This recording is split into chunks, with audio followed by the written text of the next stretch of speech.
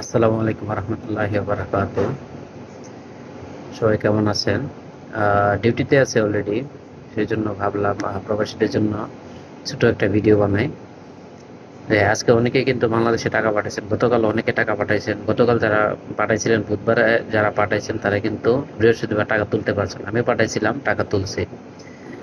যারা বৃহস্পতিবার টাকা পাঠাইছেন তারা কিন্তু টাকা, যারা সকালে পাঠাইছেন হয়তো ইনস্ট্যান্ট মানিতে তুলতে পারছে। যারা ইনস্ট্যান্ট মানিতে পাঠাইছেন তারা কিন্তু, যারা সকালে পাঠাইছেন অথবা 10 মিনিট 5 মিনিট পরে তুলতে পারছেন। ওকে, গোপন নাম্বারে যারা পাঠাইছেন।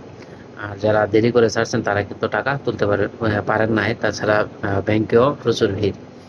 তো যারা টাকা বৃহস্পতিবার ছাড়ছেন, তারা যারা টাকা তুলতে পারেন নাই, তারা ব্যাংক আবার খোলার পরে, ব্যাংকের কিন্তু কার্যক্রম বৃহস্পতিবারই শেষ হয়ে গেছে।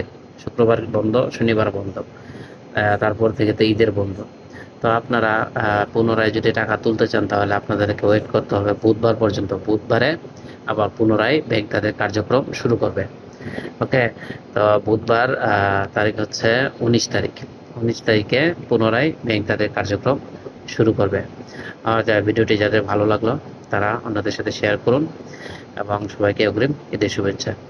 আসসালামু আলাইকুম রহমতুল্লাহি বারাকাতু। আর অবশ্যই সবসময় আল্লাহর উপর ভরসা রাখবেন।